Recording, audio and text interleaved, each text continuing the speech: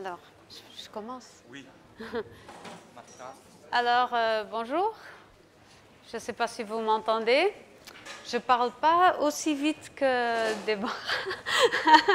Alors, je ne sais pas si je vais prendre plus de temps ou moins de temps, mais je dirais moins de choses. En tout cas, merci beaucoup, merci aux deux. Parce que, en fait, je crois que ça soit à Porto, là où je suis, que ça soit en Espagne ou partout en Europe, nous sommes dans les mêmes problèmes et dans les mêmes questions. Et surtout, je crois que nous sommes dans une période qui est déjà longue d'expérimentation de qu'est-ce qu'on peut faire avec les doctorats. Je suis très sensible à la question de ne pas être enfermée avec mes élèves de doctorat dans un bureau tout le temps. Je crois qu'il faut qu'on s'ouvre le plus possible.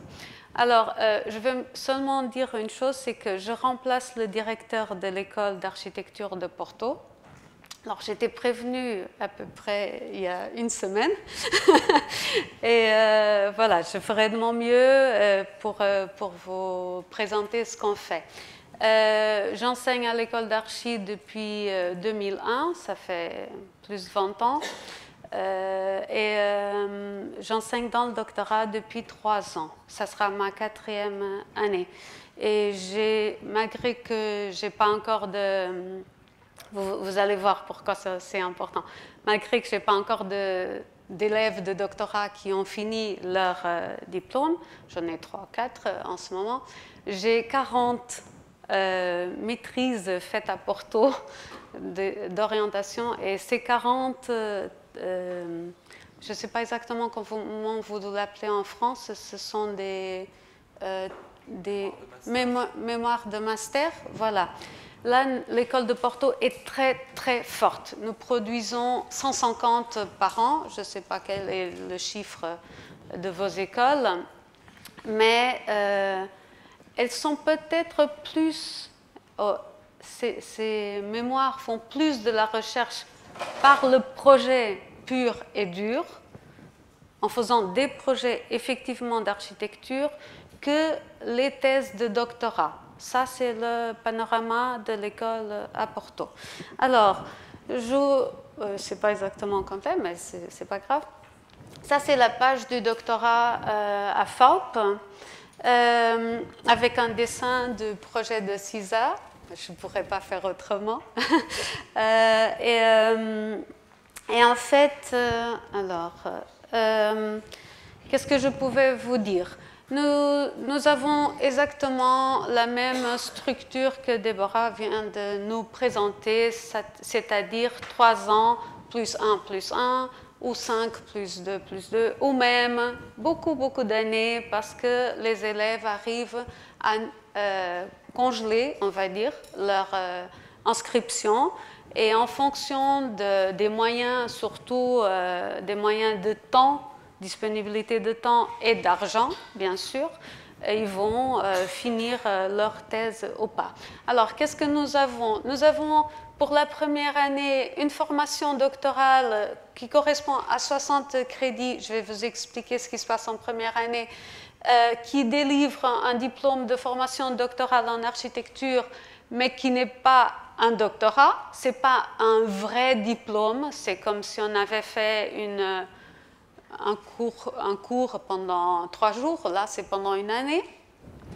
Après, nous avons, à la fin de la première année, il y a un projet thèse qui ne dure pas 6 mois comme pour vous, ni peut pas être fait avant, et qui est accompagné 1-2 fois par mois par des professeurs spécifiques. Et alors, ce projet thèse est évalué par un jury extérieur, interne et externe, qui vient souvent des autres écoles d'architecture du Portugal. Après, c'est en début de 3e année, mais en fait, c'est entre la 2e et la 3e année, nous avons une autre épreuve un peu plus privée, entre les professeurs le corpus de professeurs du doctorat et qui va évaluer comment la thèse est en train d'évoluer. Et à la fin, bien sûr, nous avons la thèse, surtout nous avons le document final et la présentation publique devant un jury de 5 à 7 personnes. Et c'est à ce moment-là, après l'épreuve publique, qu'il y a, dans ce cas, c'est les 180 crédits qui donnent le doctorat. Il y a d'autres façons au Portugal, notamment à Porto, d'avoir un doctorat. Alors, la première hypothèse, c'est avoir fait des livres, des articles et les rassembler dans peut-être avec une introduction qui va expliquer comment ces articles, ces livres se mettent ensemble et font un corpus de recherche. On a déjà eu quelques-uns comme ça. Peut-être que vous connaissez les éditions Daphne de Porto et leur propriétaire et enseignant à l'école aussi a fait son doctorat comme ça il y a quelques années. Même si les livres étaient déjà publiés, il les a reformatés en petits livres A4 et il y a un autre livre qui fait l'introduction. Et après, nous avons aussi la possibilité d'avoir un doctorat qui est fait de projets d'architecture. C'est-à-dire, par exemple, si j'avais mon atelier pendant 10 ans, 20 ans, 30 ans, je n'avais jamais écrit d'articles ni de livres, je pourrais les rassembler, quand même faire une petite introduction écrite. Et on a plusieurs professeurs de projets qui ont fait cette modalité. Alors, je ne sais pas comment c'est ailleurs, mais nous avons alors le doctorat et ces deux façons de faire. Pour la première année du format école, on va dire, nous avons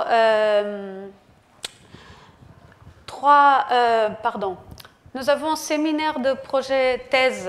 C'est là où il y a 2 ou 3 professeurs qui vont orienter, faire le rôle de directeur de thèse pendant la première année. Et après, nous avons, pour le premier semestre et le deuxième, après la même structure, 3 cours, séminaire de recherche, théorie et méthode de recherche. D'accord ? Et normalement, ce sont des équipes différentes pour le premier semestre et pour le deuxième. Pendant la deuxième et la troisième année, il n'y a pas vraiment de cours. Comment se passent les cours en première année?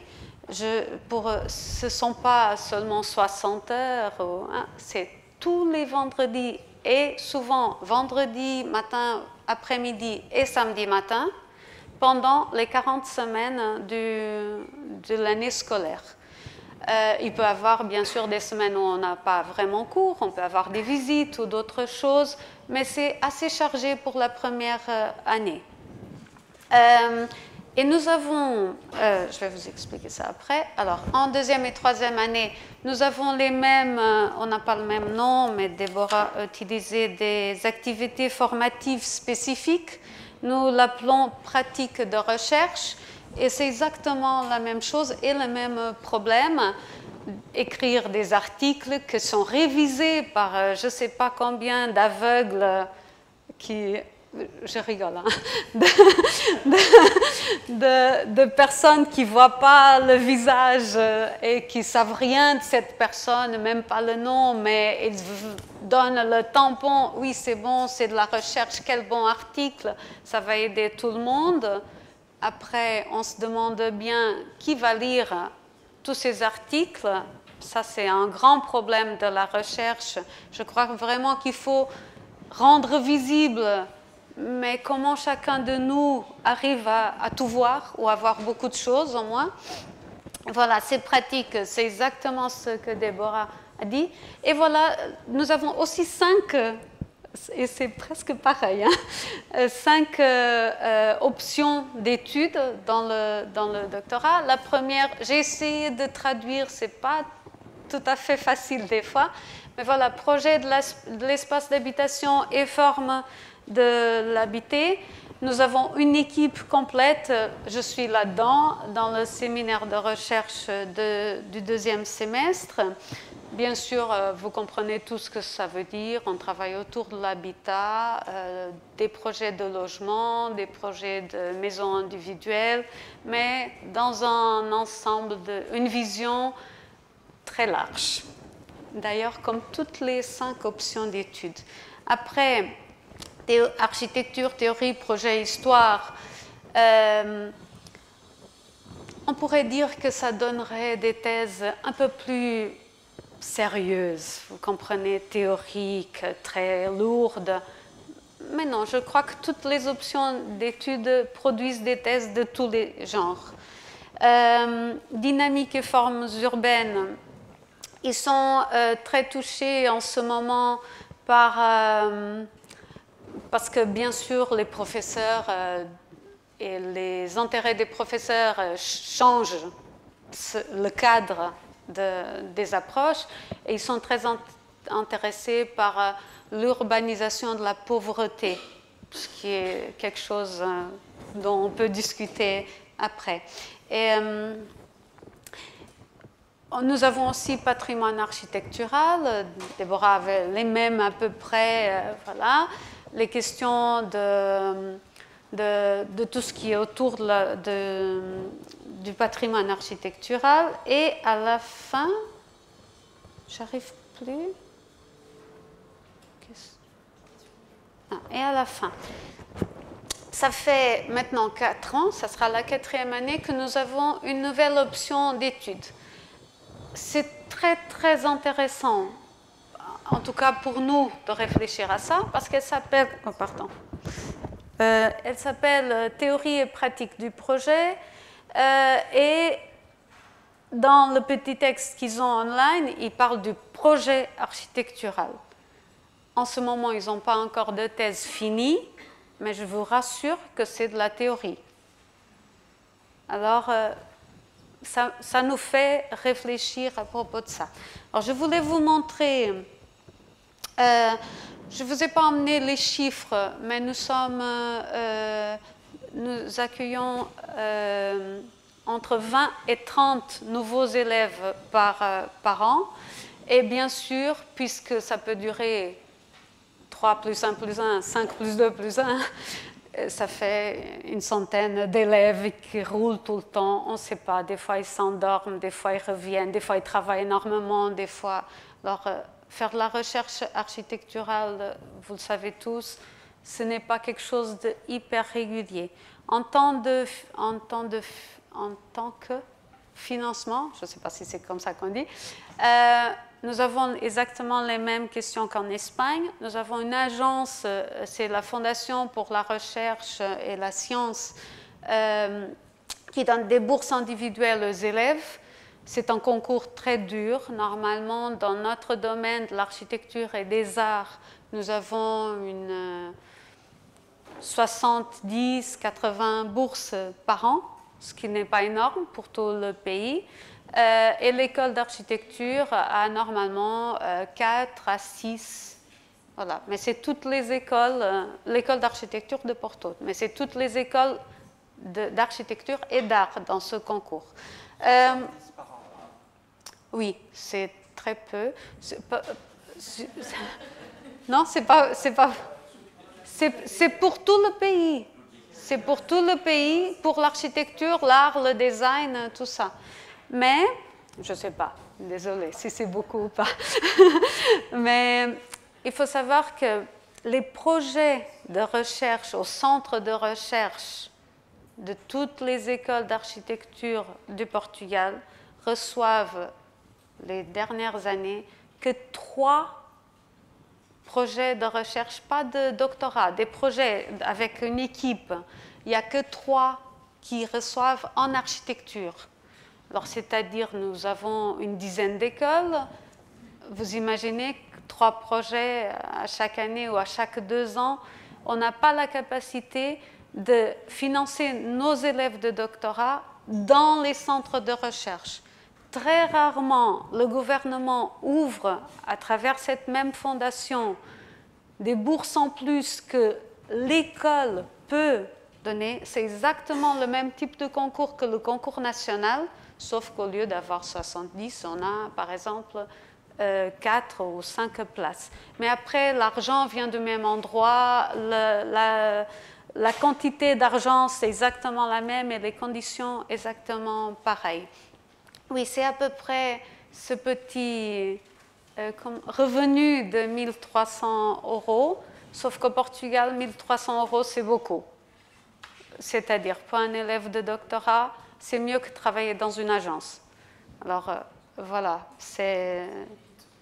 Oui, 3 minutes. Alors, je voulais vous montrer, je ne vais pas tout vous montrer, alors je voulais vous montrer simplement 2 travaux de diplôme de maîtrise. Pourquoi? Oui, c'est pas comme ça, mémoire de maîtrise. Pourquoi? Parce que là, on a du projet pur et dur. Alors, nous avons un quartier, c'est juste à côté de l'école. Rémi, peut-être tu le connais, c'est le quartier tout rose quand on vient à pied du rond-point de Boa-Vista vers l'école. Et on a eu un élève que cette année a travaillé sur un projet de transformation du quartier. Et ça, c'est fait en partenariat, on peut dire, avec l'entreprise de la mairie qui garde les quartiers de logement public. Alors, c'est intéressant parce que nous faisons en ce moment de la spéculation de projets, c'est-à-dire sans avoir des contraintes financières ni des contraintes de programme. Les élèves sont amenés à spéculer sans frein, on va dire. Et là, c'est un autre de ces quartiers de la mairie qui travaille à propos des gens âgés. Et là, par exemple, ce sont les points de déplacement. On se déplace 30 mètres, on doit se reposer, voilà. Et je vous montre ça pourquoi. Parce que la difficulté souvent qu'on trouve, j'imagine que vous tous aussi, là c'est un dessin de projet, il y a des références, il y a des maquettes du projet, d'autres références, et le problème c'est comment mettre en forme dans le document final un projet et la recherche en même temps. Et on n'a pas encore eu l'opportunité de faire ça dans le doctorat. Et je crois que le problème, c'est exactement ce que Rémi disait, c'est comment faire ça pendant un temps long. C'est-à-dire, ça ne devient pas un projet, à vrai dire. Est-ce qu'on peut avoir 3 ans pour faire un grand projet sans entrer dans le projet d'exécution, tous les devis, toute cette dimension. Pour finir, je voulais vous dire une chose. Vous voyez ce genre de dessin? C'est un dessin qui sort souvent d'un autre genre de diplôme qu'on avait il y a longtemps à Porto, c'est les CODA. C'était des vrais projets d'architecture avec tous les documents nécessaires pour construire tous les devis, tout ça, que les miens, en tout cas, nos anciens professeurs de l'école faisaient pour avoir le diplôme d'architecte. Et je me demande bien, est-ce que ça n'était pas plus une recherche par le projet que ce qu'on fait maintenant? Voilà, mais je ne suis pas sûre de tout ça et je vous laisse avec ces pensées. Voilà. Merci beaucoup.